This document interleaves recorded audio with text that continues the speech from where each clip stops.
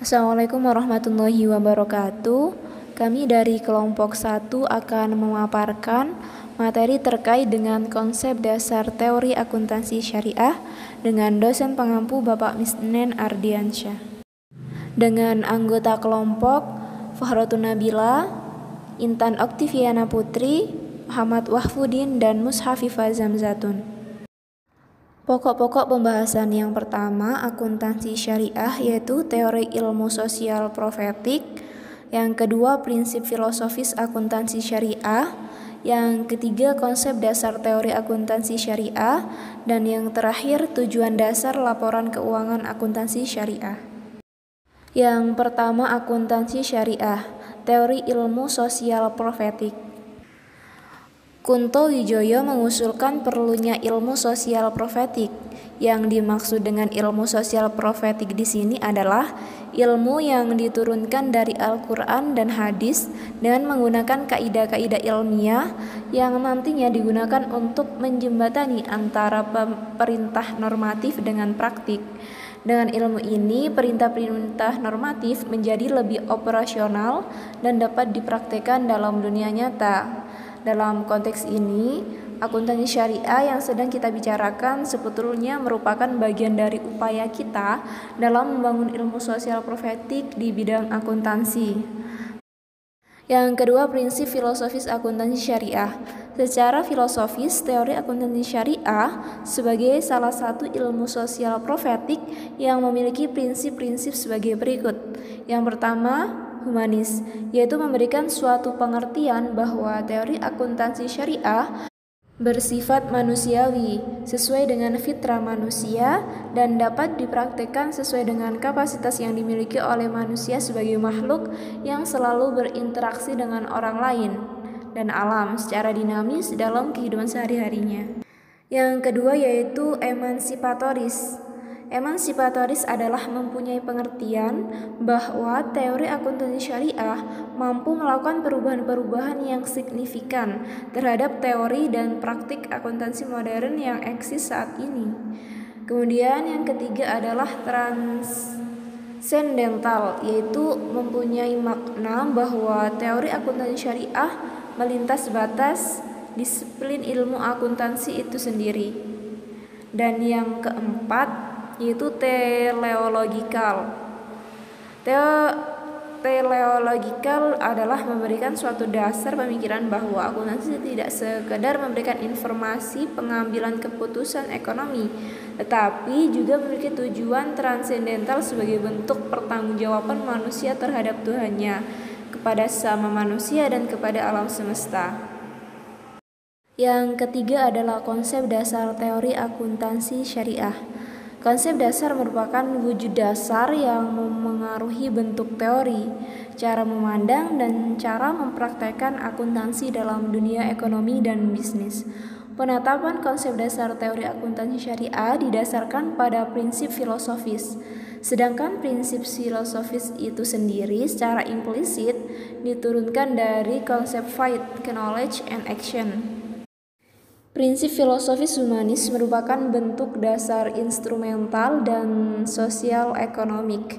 Yang pertama ada konsep instrumental, diperoleh dengan dasar pemikiran bahwa akuntansi syariah merupakan instrumen yang dapat dipraktikkan di dalam dunia nyata. Kemudian yang kedua, konsep dasar sosioekonomik mengindikasikan bahwa teori akuntansi syariah tidak membatasi wacana yang dimilikinya pada transaksi-transaksi ekonomi saja, tetapi juga mencakup transaksi sosial. Kemudian prinsip filosofis emansipatoris merupakan konsep dasar critical and justice. Yang pertama yaitu konsep dasar kritikal, memberikan dasar pemikiran bahwa konstruksi teori akuntansi syariah tidak bersifat dogmatis dan eksklusif. Kemudian konsep dasar justik, yaitu aspek-aspek penting dalam akuntansi akan didudukkan secara adil. Selanjutnya yaitu prinsip filosofis transendental menurunkan konsep dasar all inclusive dan rasional intuitif. Yang pertama, konsep dasar all-inclusive memberikan dasar pemikiran bahwa konstruksi teori akuntansi syariah bersifat terbuka. Kemudian konsep dasar rasional intuitif mengindikasikan bahwa secara epistemologi, konstruksi teori akuntansi syariah memadukan kekuatan rasional dan intuisi manusia. Selanjutnya, prinsip filosofis teleologikal menurunkan konsep dasar etikal dan holistic welfare. Yang pertama ada konsep dasar etikal, merupakan konsep dasar yang dihasilkan dari konsekuensi logis keinginan kembali ke Tuhan dalam keadaan tenang dan suci.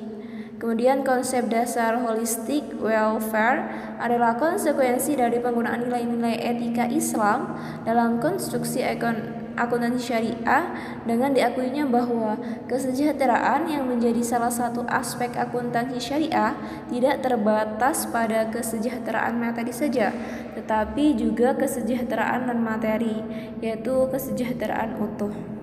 Kemudian di sini kami juga memaparkan materi terkait dengan sinergi oposisi biner, yaitu formulasi tujuan dasar laporan keuangan akuntansi syariah.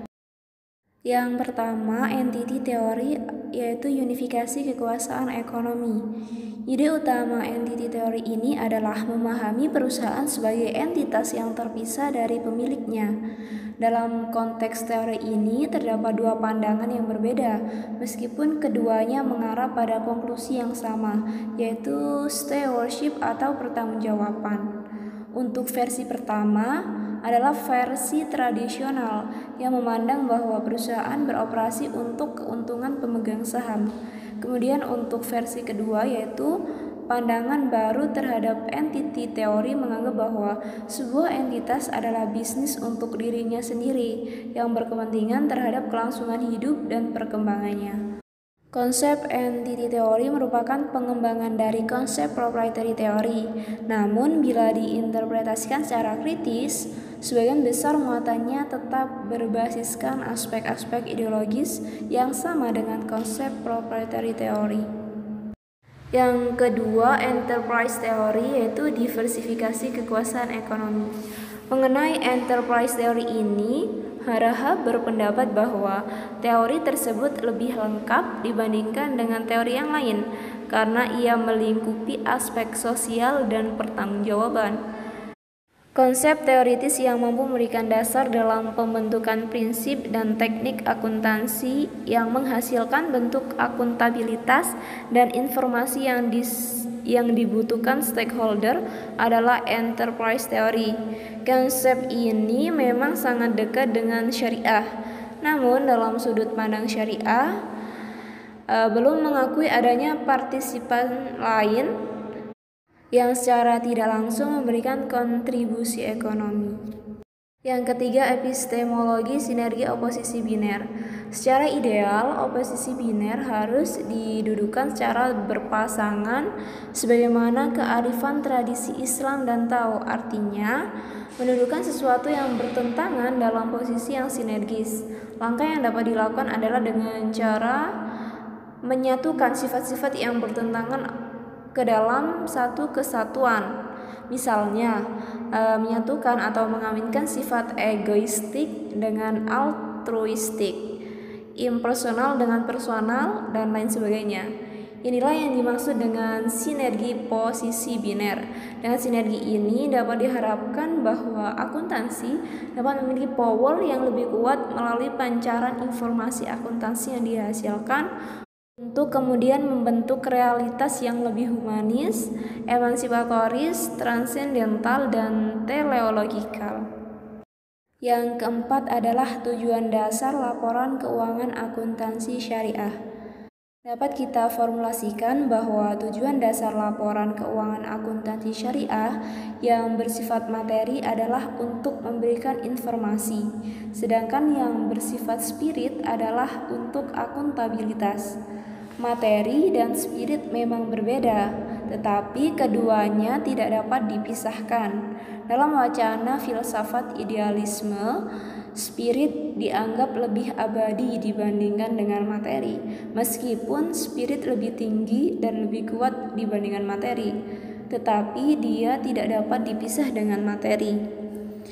Kalau dikembalikan dengan konteks akuntansi syariah, maka dapat dikatakan bahwa posisi akuntabilitas lebih substansial atau menjadi jiwa atau menjadi dasar etika dalam pemberian akuntabilitas. Akuntansi syariah menjadi instrumen mati yang mekanis sebagaimana yang ditemukan pada akuntansi modern. Sekian dari kelompok kami, apabila ada salah kata mohon dimaafkan. Kami akhiri, wabillahi taufiq wal hidayah. Wassalamualaikum warahmatullahi wabarakatuh.